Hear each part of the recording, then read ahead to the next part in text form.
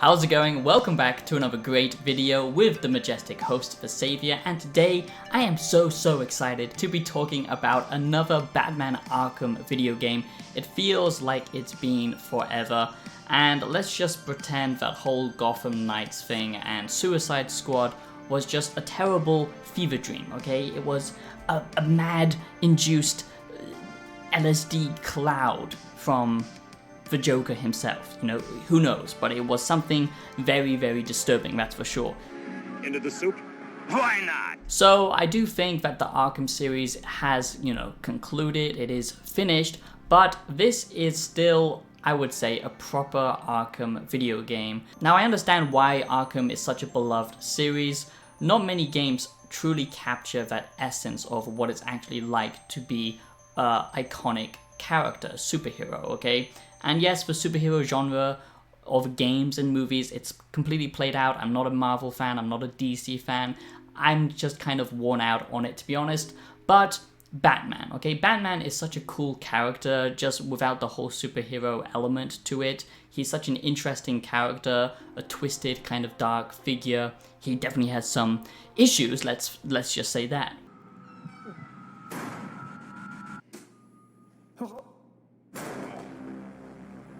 He's definitely a little bit insane, let's just say that. And what makes him such a compelling character is he is basically, a man. He's not some genetically altered being. He is just a man who is trying to make the world a better place. That's why Batman is so good, and that's why we've got so many different Batman movies. Batman has been such an iconic figure for a very long period of time, and I would say, he stands the test of time compared to most superheroes. So the Batman Arkham series was such a great video game series because it captured that essence, especially that Dark Knight essence of a mysterious, dark Batman instead of those campy older days. So today I'm going to be giving you my Batman Arkham Shadow review, okay? This is the Batman Arkham VR game review, and this is only from what I've seen so far. So do bear that in mind. This is an early review, not my yearly review, where I do 100% of the game, analyze it, look at the philosophy aspects of it, and deeply analyze what that game is all about and the meaning behind it, and bring it up to date within that year. This is an early review, so do bear that in mind. But I have definitely seen enough of this game to tell you if it's worth buying. I really need to answer the question, is Batman Arkham Shadow worth it? Is it worth buying? Okay, should you play Batman Arkham Shadow? Because I think there is going to be a dilemma with a lot of people who are massive Arkham fans. This is their main game that they just go back to, they play every single year. Is it worth diving into VR just to experience this? Okay, that's what I want to answer today. So stick around until the end of the video because I will be answering, I have a moisture bottle here, I will be answering for educational purposes only. I will be answering that important question by the end of this video. So the first thing to note is this game is actually set after Batman Origins, okay? And that was kind of the black sheep of the family. I actually like that game more than most. It's kind of a prequel to Arkham and the series.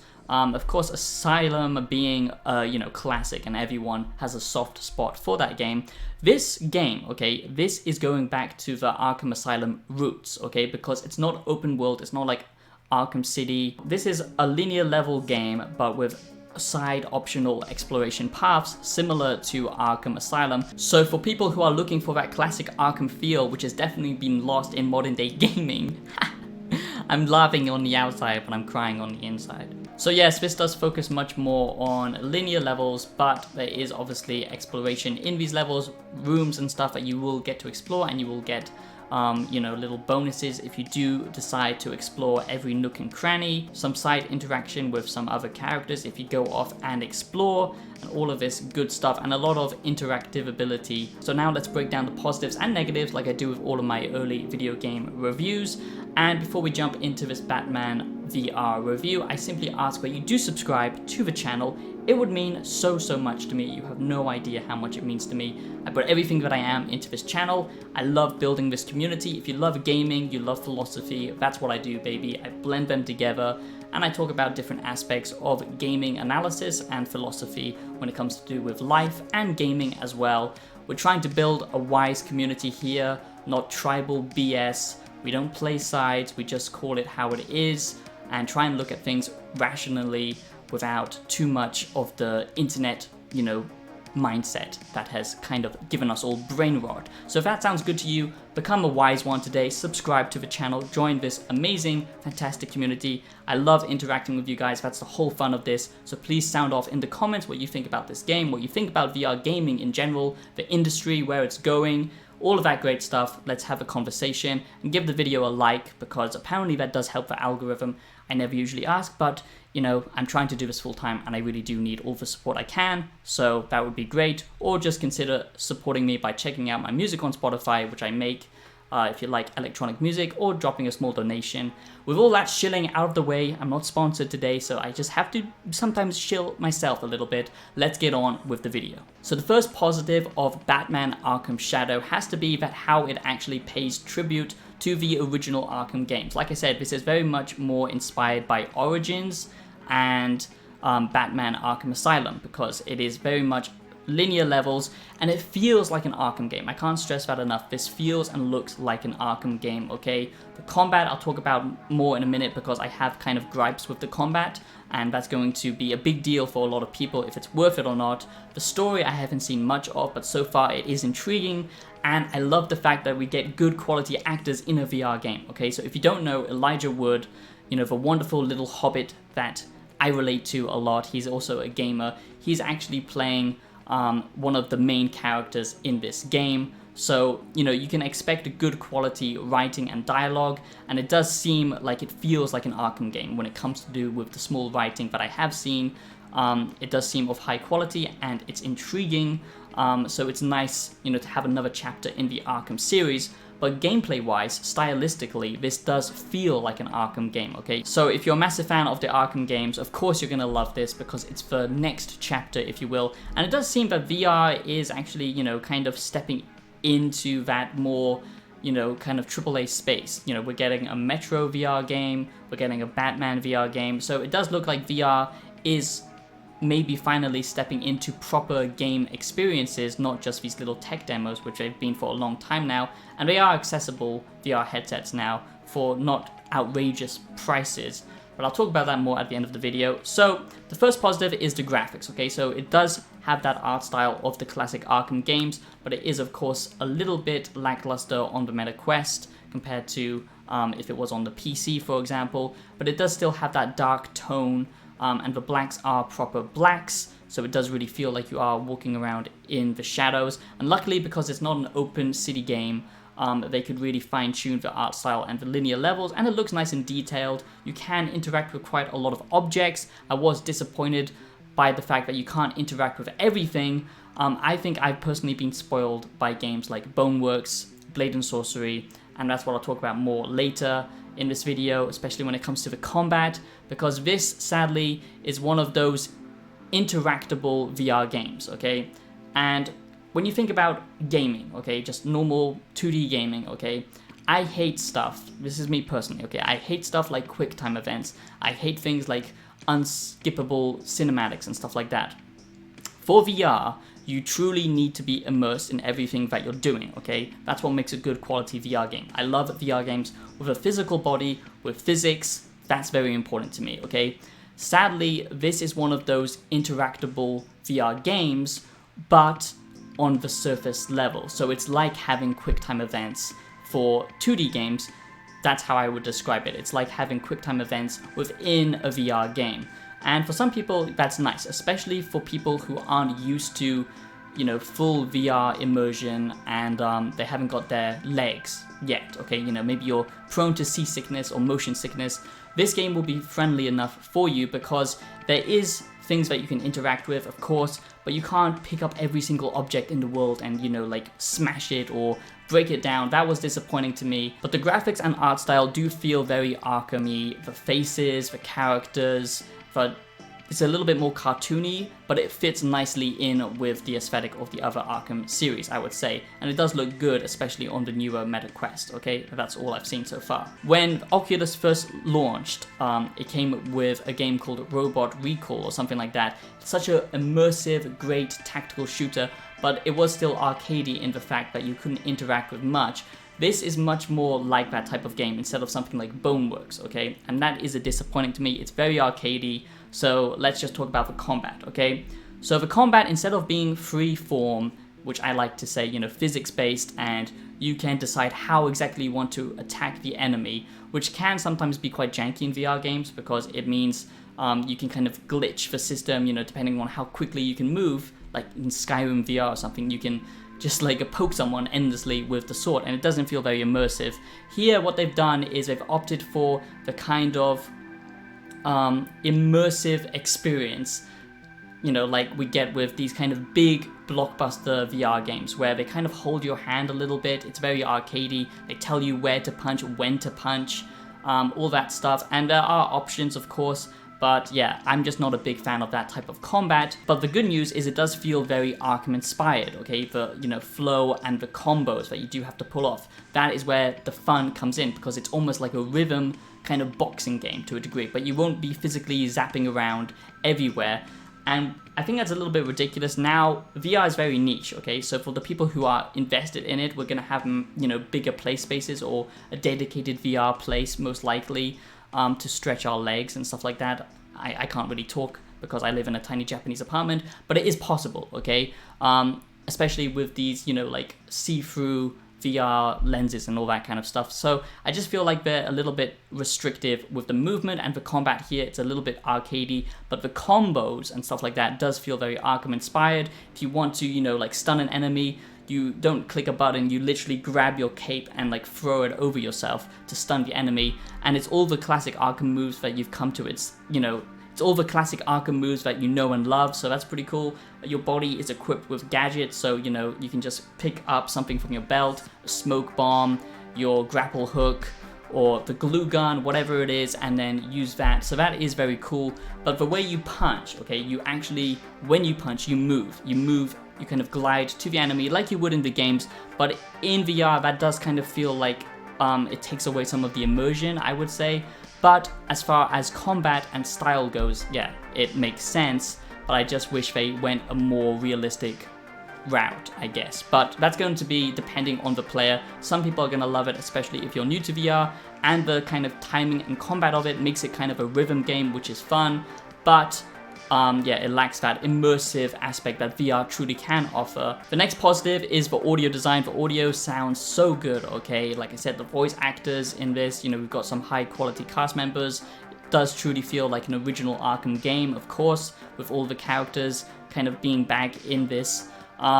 And yeah, just the punches, they sound weighty. The audio design is top notch. You can tell this is like a top tier VR game. Stealth in this game, okay, that's the next positive. That is where this game truly shines. Where I felt the combat was a little bit arcadey, stealth truly lets you just go batshit, literally batshit. Pardon the pun. Jesus Christ, I shouldn't be a YouTuber, okay? Someone, please help. But yeah, it's very cool. You know, you literally can pull out your cape, glide, and just swoop down and take out the enemies, hang them up. I wish they went a little bit more graphic with it because, like I said, it is very arcadey in style and the combat itself, but the stealth gameplay is just awesome, okay? And seeing your body makes it feel much more immersive. Yeah, I just really like the stealth aspect. It's exactly from the original Arkham games where you zap to pillar and stuff like that. And, you know, if you are hiding in the shadows, you most likely won't get seen. So yeah, it's pretty good stuff. The art style, like I said, here does truly feel Arkham, but more comic inspired, but it really does pull you into the world and it feels very detailed. The takedowns are awesome. And when you get into that combat flow, especially when you're using more of your gadgets and stuff like that, that's when it's truly fun. And the detective stuff, I'm sure that's going to be good. I haven't seen much of that. But, you know, from everything that I've seen so far, this does truly look like a proper Arkham game. I can't speak to the length, but if it's longer than most VR games, so if it's longer than like 6 hours or something, then I would say this is still worth it. And of course, you can expect steady upgrades, some downtime as, you know, Bruce and stuff like that, for classic puzzles that you would see, some of it being very fetch questy and, you know, go there, take out this thing, but some of the classic stuff that we've seen. And I like that how sometimes it feels like you are truly, you know, like a detective / explorer, you know, ducking under things, avoiding certain objects in the world, physically having to actually avoid them. That makes it much more fun to explore. And I just hope that the story and writing holds up. And of course, like I said, because this is trying to be a full Arkham game, you do get the full upgrade system. and you will get different gadgets as you progress, like the electric gloves and all that kind of stuff. So there's a lot here that makes it truly feel like an Arkham game. One thing I will say is the tutorial, which is basically what has been shown off, is painful, okay? Because it's very, very slow to get into this game. And like I said, this does truly feel like a kind of baby VR game to some degree.